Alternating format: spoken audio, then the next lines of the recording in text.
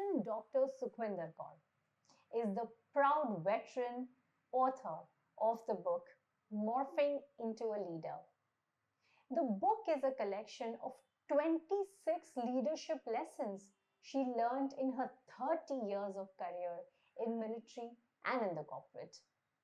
These transformational incidences have shaped her leadership style. The book is written in simple, easy flowing narrative of real incidences pulled from her impressive catalog of achievements and roles that stand testament to her credentials as a leader.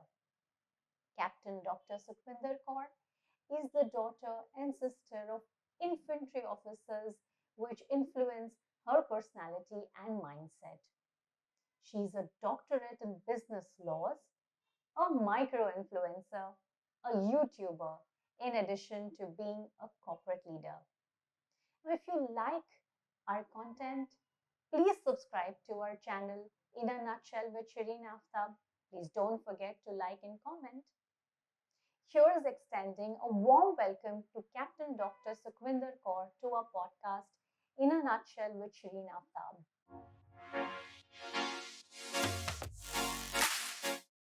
Talk to us about your mindset.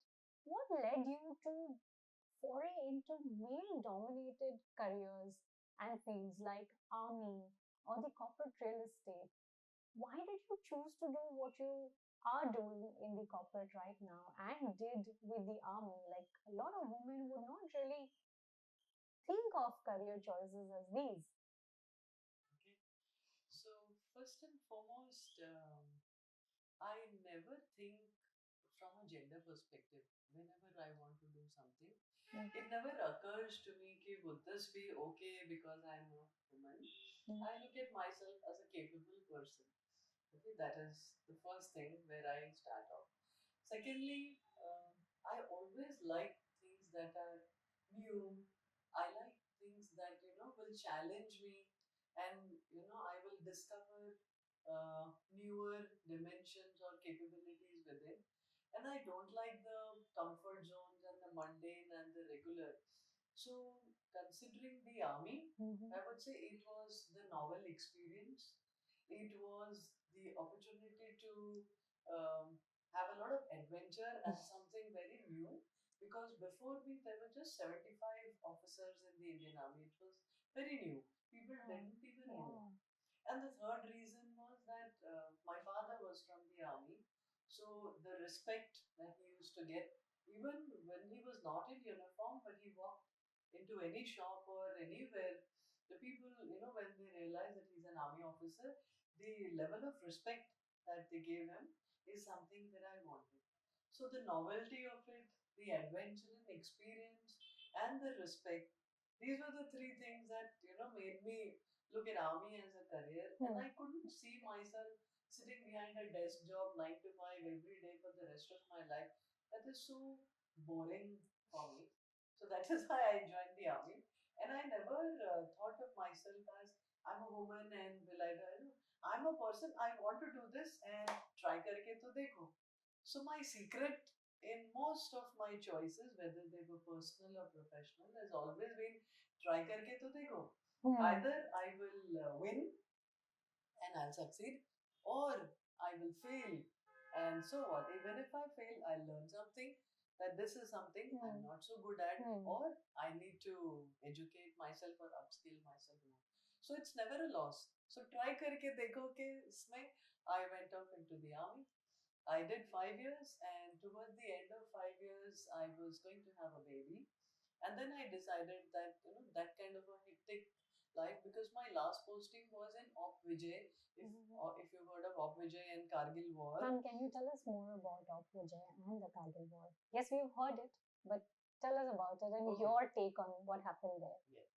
So I was about 2 months pregnant at the time when Op Vijay was declared, and we were moved from this beautiful hill station in Himachal called Dharamshala, and we were to move to JNK in the heart of operations.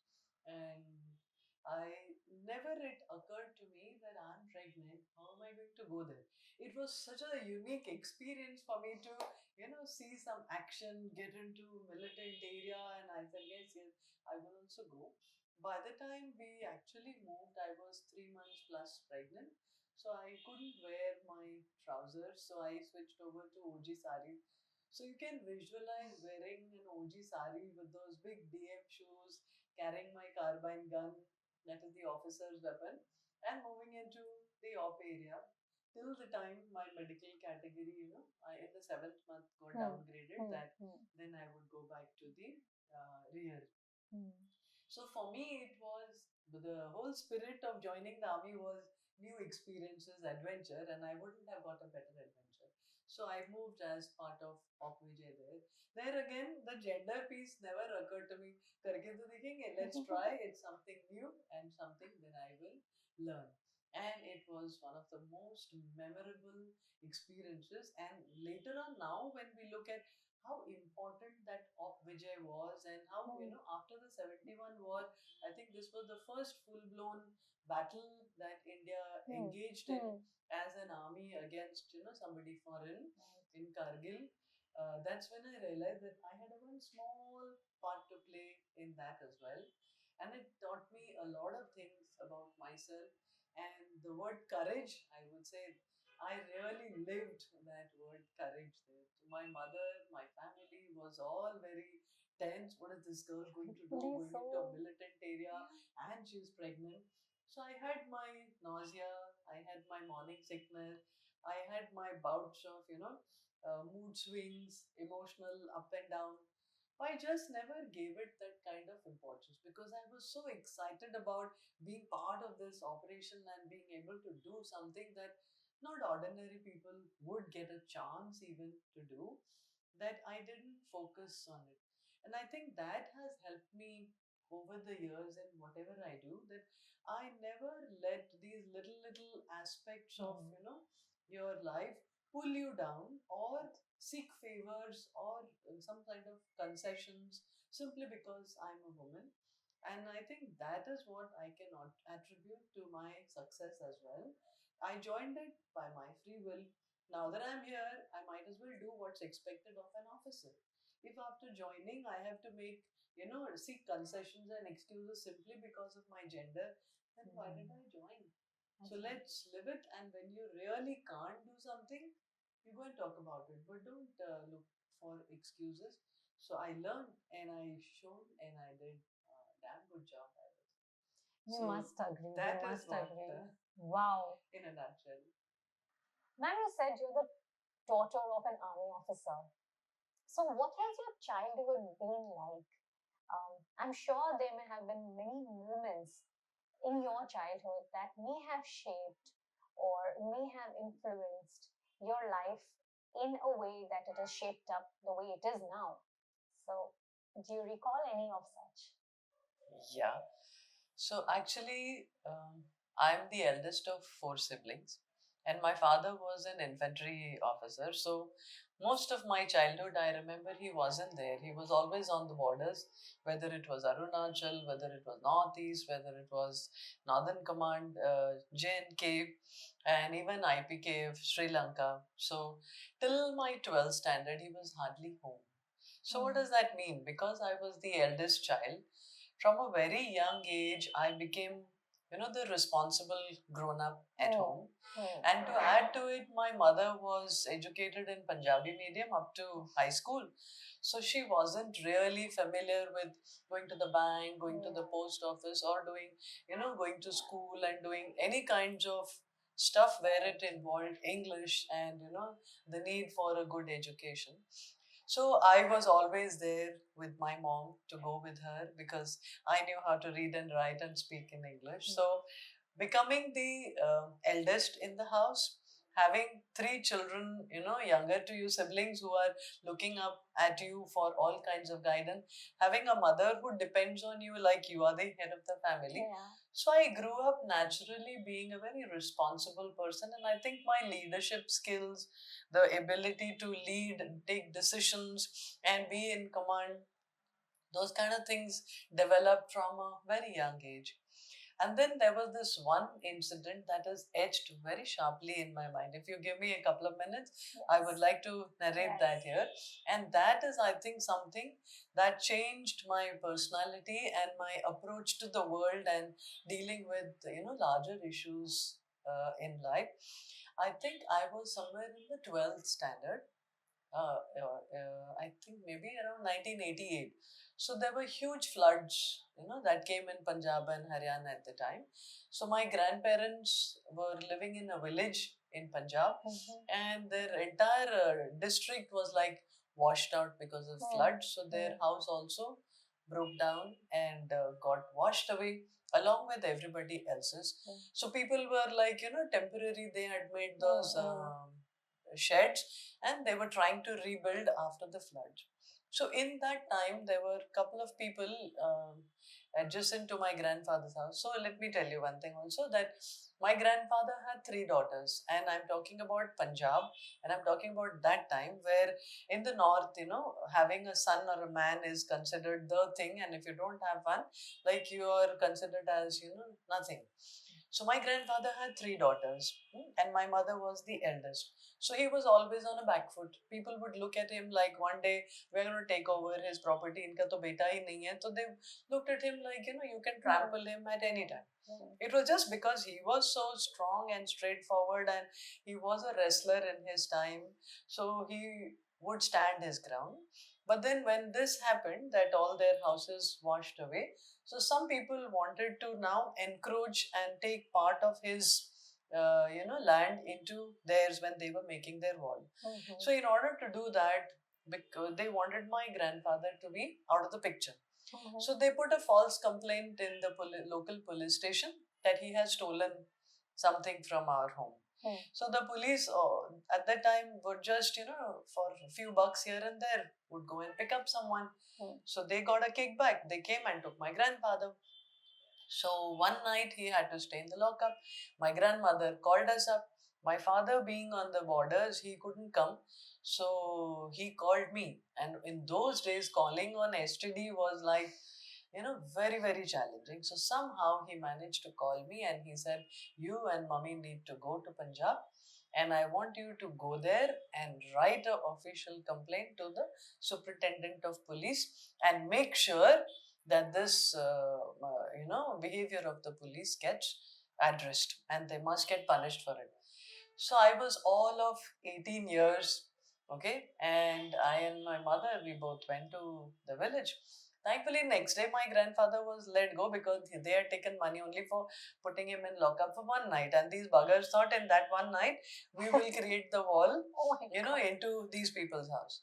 So we landed there within 3 days because it took us train journey, and we went there. When we went there, the first thing we did, went to the sarpanch in the village, me and my mother, and we said, "You have to come and you have to stop that work.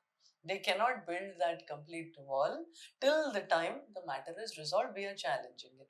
So these buggers had never anticipated that my mother will come and she will put a spoke in their plans. And for me, it was more than the land, it was that sense of wrong that had been done to my grandfather. That how dare somebody, get my grandfather arrested? He is my grandfather. He's like, God for me, and how dare somebody insult him? So that sense of right and wrong, in just and unjust, is very strong in me right from childhood. So that was what was bothering me more than कि ये हमारी जमीन थोड़ी सी ले लेंगे. That was not my concern. And I wanted these people to be punished. So I said, "Mom, till the time you deal with these people, I will go to the superintendent of police office." So that was a 30-kilometer journey into Ludhiana city. SP's office was there. So I took 4 or 5 pages. I made the whole report after talking to my grandfather, got all the details right, made 3 copies of that complaint. So there was no Xerox machine. So 3 times writing it out, put it in 3 different envelopes, and I took a bus and went to the SP's office. So first day I went there, I had no clue where is the SP's office and what. Pata karte karte and somehow reached there. I couldn't get past the peon. So he said, "नहीं, SP साहब ऐसे थोड़ी मिलते हैं." I said, "ठीक है, कैसे मिलते हैं? I have to meet him." I spent the whole day Didn't get a chance. Came home, went the next day. So 3 days I was sitting in outside the SP's office, morning to evening. And those Punjab police are notorious world over. The people would rather, be bashed up by a goon than go to the police for help. They were that bad at the time, very ill reputed, and women had to, run away looking at the police. So in that kind of a scenario, I'm sitting outside, and all these policemen coming, looking at me with those dirty looks, passing snide remarks, and doing all kinds of funny gestures, standing there. And I said, तुम जो करना है कर लो, मैं तो SP को मिले बिना नहीं जाऊंगी. I have got it in my head. I'm going to tell him, and he has to get my grandfather's respect back. He has to punish those buggers. मैं नहीं छोड़ूंगी. All these deterrents don't matter, and they are not going to, discourage me. So after 3 days, I think the SP, probably so many times he went in and out of the office, would have realized that there is this young girl sitting there and something is wrong. So he came out and he said कि he spoke to me in Punjabi and he said कि बेटे आप मेरे को मिलने के लिए बैठे हो. I said, sir, I just need 5 minutes. So the moment he heard me speak in English, so his respect went up and his, antennae went up कि I must listen to this girl. So he called me inside.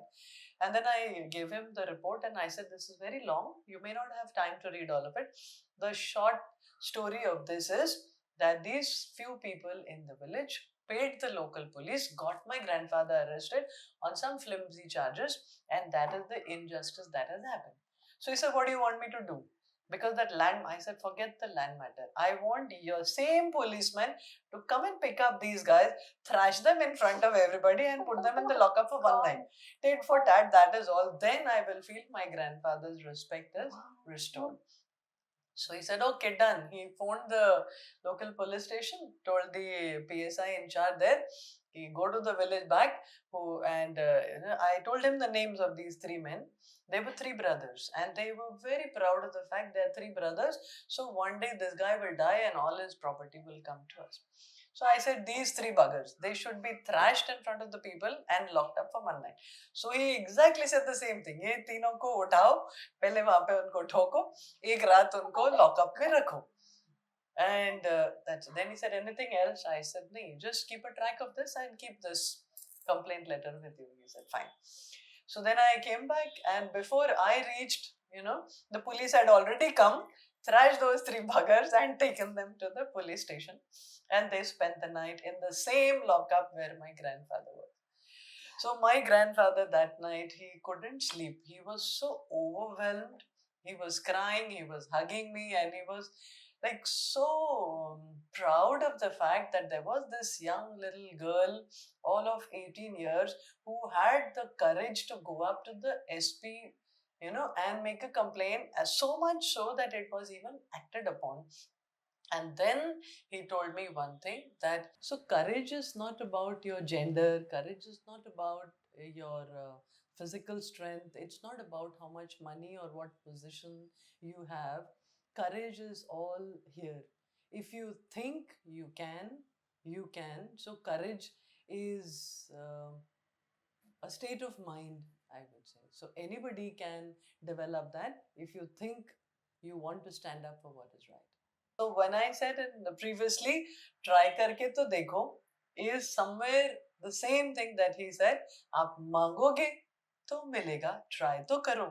If we had just given up and said, अरे हम तो बेचारे हैं, and wallowed in self-pity and let it go, all my life my grandfather would have, carried that shame that because I don't have a son, these guys could get away with doing this kind of misbehavior with me. But then I told him it's not about son or daughter, it's about standing up and speaking up for what's right. So these two things of being the eldest and being responsible from a very young age, and this incident of going to the police and realizing that it's not about the might, it's about how big is your courage and do you dare to speak up for what is right, have shaped me. And wherever I have gone in the world thereafter, in all the jobs and personal as well, I can't tolerate injustice. I can't tolerate something wrong happening. And I say, if I could speak up to that SP, Of course, I can speak here. And Wow. that is what has, I think, shaped me as a leader, as a person, as somebody who has the courage and who stands up for what is right. This is absolutely inspiring. Absolutely. So I'm still getting goosebumps every time I think about it. Now that those two guys are also no more, my grandfather is no more, but everybody in the village knows that his granddaughter is not a granddaughter, she is a dhamaka. Don't ever mess with them. You've emerged as a leader in every field, in every walk of life that you decided to conquer. And you also morphed that into a book that is called Morphing into a Leader. Could you share one incident or your favorite story from your book that's inspiring or that could change our lives if we read it? Just one. So let me start by first explaining what is leadership to me. Okay, a leader exists because there is a team, and the leader is as good as the team, because a leader can only lead, but the success depends upon how the team performs. So first and foremost, one should be, I was very clear that I am a people person. I encourage people, and I'm able to bring out most of the time the best side of people, to bring out the best in them. Therefore, I build a kind of loyalty. So when I ask somebody to stretch or go a little extra mile, people do it happily. So that difference came to me very early on. Like I said, I had 3 siblings.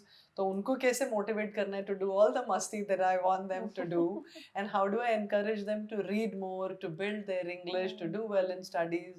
All of that was by, bringing out the best in them. So one thing is, a leader is as good as the team, and one should never forget that it's your team that makes you who you are.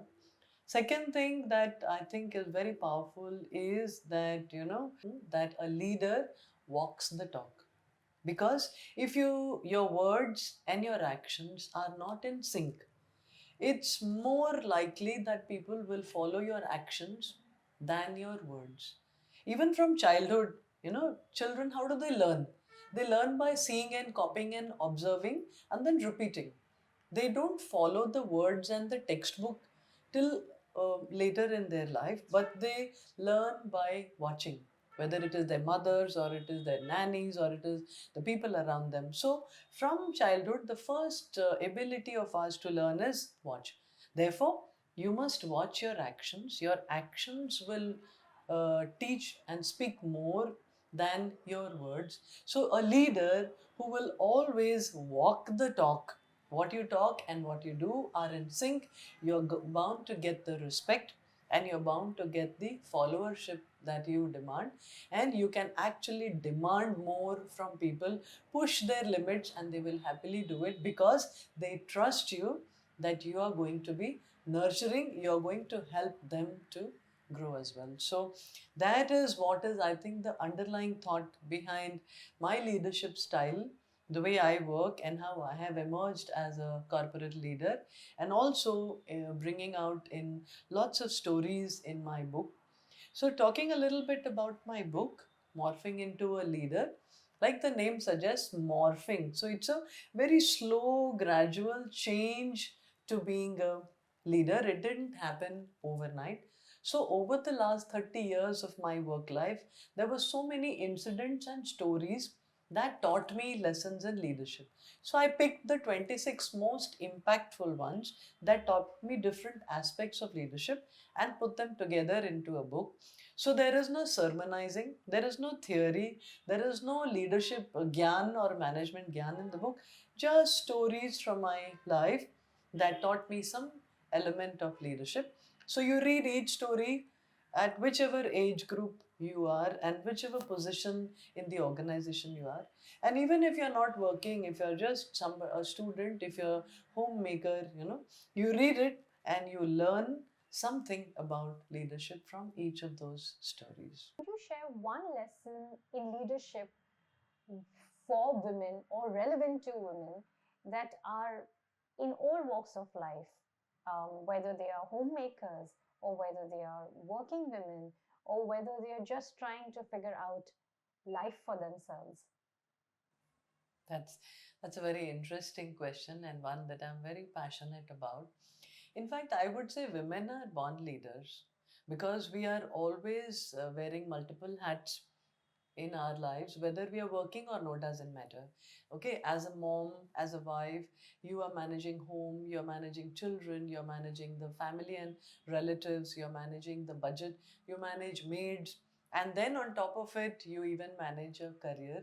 So you're already doing so much, and you're not just managing, you are also being the support, the strength, you are giving the guidance, and you're also helping and being maybe a therapist or a counselor at times to so many people in your life. But most of the time, most of the women that I have seen over the years, we are always waiting for someone to give us that acknowledgement that yes, I am. So, my question is, if we are almost 50% of the country's population, so we are 50% of the force, and at home we are doing more than the 50%. So why wait for somebody to give you that acknowledgement and say yes, you are a leader too? It's there for me to just walk over and take it. So in my life, whether it was personally or professionally, I never waited for somebody to give me an acknowledgement and say, "Ha, you can do this. I know I can do this. I will do it, period. If I fail, it's mine. This is my choice." Same way, there was a time when my marriage was on the rocks, and it was a very difficult stage in my life. I was going through menopause. There were two kids that were still in school. I was doing my PhD. I was running a restaurant as well, and I was in that age group of 40 to 45 when people start planning about their retirement. And I had given up my corporate career to start a business, a paratha cafe. And here I was, where I'm setting up professionally and personally, life is, very rocky. And that was the time when I said, I will make the choices for my life based on logic and based on what I think is the best for me and my children. I'm not going to look helpless. I don't need anybody's sympathy. And I don't want anybody to glorify me as, I'm the picture of supreme sacrifice. No. I will make a choice to be happy. I will make a choice that I want to grow from here. And I don't want people to look at me and say, Ye bechari. I will raise my status to this level that people will forget कि इसके पीछे कोई husband नहीं है, because I will be sufficient. And I was always self-sufficient. I was always complete. So why is it that I will hang on to a label and to a relationship simply because I need, some kind of validation? So that is my biggest lesson for all the women. We are all born leaders. We lead not only our lives but the lives of all the people around us who are connected to us. But we just keep on, modestly waiting for people to give us the acknowledgement and the validation. I said bullshit. It's yours. You take it. Who is there to give it to you? उनके पास है क्या वो देंगे? Yours. You walk it and take it. And that is what is my biggest message to all women of all ages, girls, women, grandmothers, anyone and everyone. You've done it, you have it, just go for it and live it. Ma'am, you're also a mother.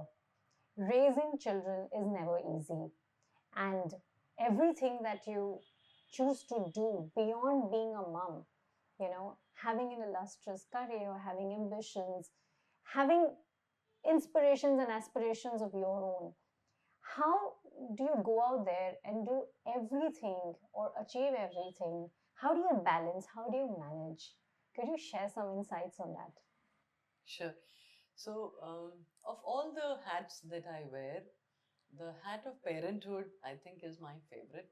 And I would say, if I were to give myself a performance appraisal, I would give the highest score as a parent. So I love being a parent. So my first take on motherhood and parenthood has been that Parenting is a gift that the universe has bestowed on you. It's an honor that you have got to nurture a life into this world. And most of the time, you should always feel that special privilege of being a parent. Unfortunately, what happens is somewhere down the line, we start looking at our children as projects. And like we deal with projects in school, college, and in our work life, we want it to be the best.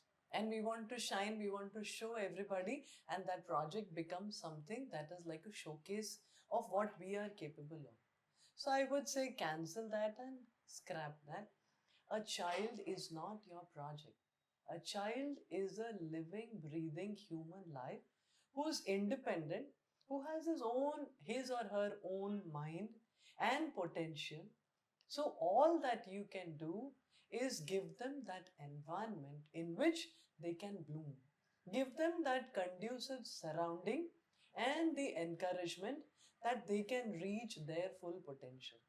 So it's not about us putting our ambitions, most of the time our failed ambitions or our dreams that were not fulfilled, we try and trust them on our children and say, मैं नहीं कर रहा तो मेरा बेटा या मेरी बेटी ही करे. Why? I mean, like, I've been in the army. My father never dreamt that his daughter will go into the army. I went because it was my choice. But simply because I loved the 5 years in the army, and I think that was the happiest period of my life. Not necessary my son or my daughter has to follow in the footsteps. So when my son was in 12th, I asked him, would you like to join the army? He said, no, mom. This kind of conventional discipline, being in a routine, reporting to people is not my thing. I like things more abstract. I'm more of a, artistic bent of mine, so I don't want to. So while my father was very, very, insistent that my son should at least give it an attempt, I never forced him. And he chose to be a chef. And when my father got to know that my son is going to get admission into, BA culinary, तेरा बेटा खाना बनाएगा लड़का होके खाना बनाएगा. So he is a conventional North Indian Punjabi male having worked in the Indian Army for 35 years of his life. He just could not imagine that a male child is going to be a chef. So first I had to explain to him the difference between a chef and a cook. And then I said, Dad, it's his desire and his dream. Let him follow it. So for me, motherhood was not about, pushing him, that being a project. And since he was the first child, all the more, we don't have any degree in parenthood, but we learn on the go and we try and, experiment. I never experimented. I said, my role is very clear. I have to give him an environment where the best out of him comes out. So again, the nurturing leader in me who brings out the best in people is what I did there as well. And my son, I think the best gift that he has given me, or an acknowledgement of my role in his life, when he turned 21 and he finished his graduation, he was very fond of tattoos. Okay. So at 21, he went and made a tattoo on his right forearm of a lighthouse. And he came and told me, he said, Mama, this is you. So I said, Arre, this is a lighthouse. So he says, do you know what a lighthouse is? A lighthouse is one that guides the ships to the port. And it is visible from very far away, no matter how far the ship. They see the light and they are guided to the port to safety. So you are the lighthouse in my life, no matter where I am. I look at you as somebody who will guide me. But you're never the one to, dictate and push your decisions on me. And because of that, today I am what I am. I'm very happy with what I do. So you're my lighthouse. So I would say for me, that was like the best, give back of being his mom. Then my second child, my daughter, came in 6 years later. So with her again, so I had experience of handling a male child. Now there was this female child. So what to do? And sometimes, and mostly it happens that when you have experimented with the first child as a project, there are lots of lessons that you have learned, do's and don'ts. And then the second one, you want to correct on all the lessons and do an even better job. For me, it was that, now this is the second one. Now the first one will toe the line. If I could do a good job the first time, I think I'm good. So, what I gave my daughter was the freedom to always make a choice of what she wants to do and be conscious that you are responsible for the outcomes of those choices. So, today she is my bestie and I am her bestie, and we can hang out, we can go for holidays together. Whatever happens in her life, I am the first one she can tell. So, what is it that I have won is her confidence. That there is nothing under the sun that I can't tell my mom or have the fear that she will judge me or she will punish me or she will hate me or love me any less. Without any kind of hesitation or fear, unfiltered, she shares with me. And I never give her this thing, ki do this or don't. I always give her my opinion, show her the pros and cons, and leave the rest to her. So she became the topper in her school in 10th. She became the school captain of her school in 10th. She was also the band mistress in her school for 3 years. And that too, when she was in 5th standard, when my divorce was happening. And everybody said, well, ladki hai, and she's at that tender age, she needs a father. Are you sure you're doing the right thing? So I would say for me, if my daughter could still grow out of it, top in her school, become the head girl in her school, and do everything even better than those who had fathers around. So simply because I always give them the freedom, make a choice, and then you're responsible for the choices that you make. And no matter what you do, I'm there with you without any judgment. So for me, that is what is the. That's why I said that if I were to give myself an appraisal, I would give me the highest marks of wearing the hat of motherhood, simply because my kids are not projects. They are not trophies that I need to show the world. Look how good a mom I am. They are just two gifts of God to me, and I take those gifts very responsibly. So I hope I answered your question. So, ma'am, what would you tell your younger self if you met her today? Wow, that's a very interesting question. What would I tell her? Okay, so I will just tell her three things. The first one is challenges are just opportunities in a different form. So look at them not as something that will be a roadblock or a closed door. How can you open this door and turn it to your advantage? So don't get scared of challenges. They are just opportunities differently dressed up. You take them up and you will shape up into somebody really amazing. The second thing is, I would like to say that each one is in this world unique, and everybody has one core authentic self. Unfortunately, as we grow up and step out of the home, we start getting so influenced by people and things around us and what's trending, what's in fashion, that most of the time our authentic self gets lost. So, my advice to my younger self would be hold on to that authentic self, because that's what will set you apart. Each one is unique. Value your uniqueness, and one day people will really appreciate you because you are unique and you held on to that. And the third one I would say is with respect to competition, because all of us, I don't know why, from the time we are born, we are always in a race. We are always competing for anything and everything. Opportunities and avenues are less. We are more, maybe we are, the second highestly populated nation in the world. That's why we get into competition from a very young age. And I will only say compete, yes, it's very good, but compete with your own self. So every day, aspire to be a better version of yourself than what you were yesterday. Keep on competing with your own self. You will never lose, because every day you will be better than what you were yesterday. So, to summarize, one would be that be your authentic self. Two, look at challenges as opportunities which are differently dressed. And third, aspire to be the best version of yourself. Compete with your own self. So, ma'am, how would you want to be remembered? Wow. I haven't ever thought of, one day not being in this world. But yeah, everybody, I think, has that egoistical desire to be eternal, to always be remembered and never forgotten. I wish that were true. But then people's memory also has limitation and some capacity. So when I want that when people take my name, and there was this girl called SK, they should remember three things: that she was a genuine human being, she was full of compassion, and she had a zest for life.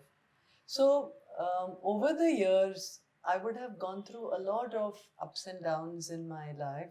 Okay, I have seen death, I have seen birth, I have seen success, failure. Twice in my life, I came down to zero with nothing, and I have risen from there.